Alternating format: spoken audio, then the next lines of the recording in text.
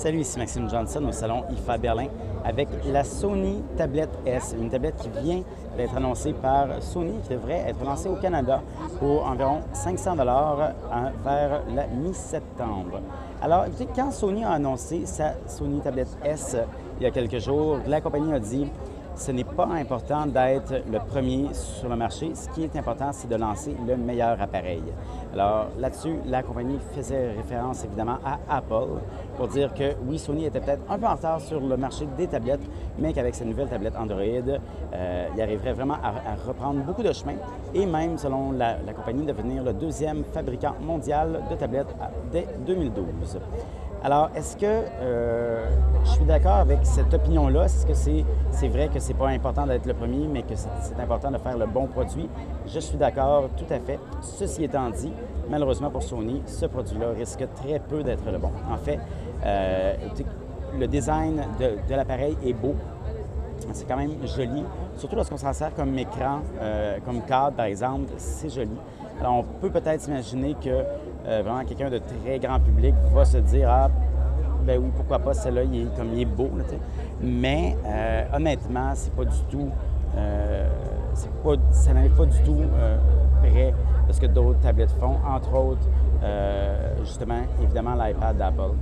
Parmi les différences, écoutez, vraiment l'épaisseur, en fait, tout simplement. C'est beaucoup plus épais que n'importe quelle autre tablette sur le marché, carrément.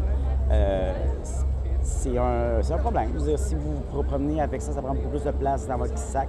C'est aussi en plastique, donc tout est en plastique. Alors, dans vos mains, c'est pas aussi agréable que d'autres appareils, comme ceux d'Apple, comme ceux de Samsung aussi, par exemple.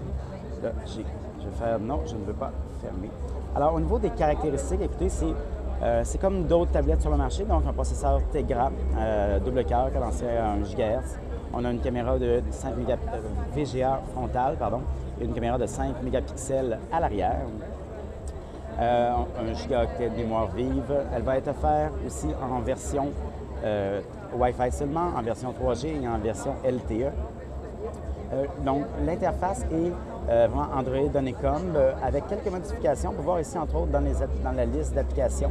Alors, c'est vraiment plus une liste qui rappelle les interfaces de Sony. On a aussi mes favoris ici, ce qui est quand même assez intéressant. Donc, on peut voir le contenu qu'on utilise le plus souvent, par exemple les jeux qu'on utilise le plus souvent. On peut voir la musique qu'on écoute le plus souvent, les films, les photos qu'on regarde le plus souvent, les sites web, tout ça. Ça peut être une interface que certaines personnes pourraient aimer.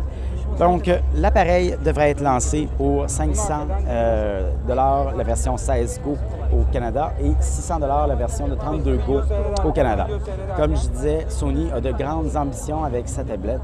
Je trouve que c'est un premier essai qui a au moins le mérite d'offrir un design différent, mais qui malheureusement, au niveau des fonctionnalités, au niveau de la qualité non plus, ne dépasse pas du tout les autres. Alors, oui, on est en retard, mais est-ce qu'on est meilleur? Je ne suis pas convaincu.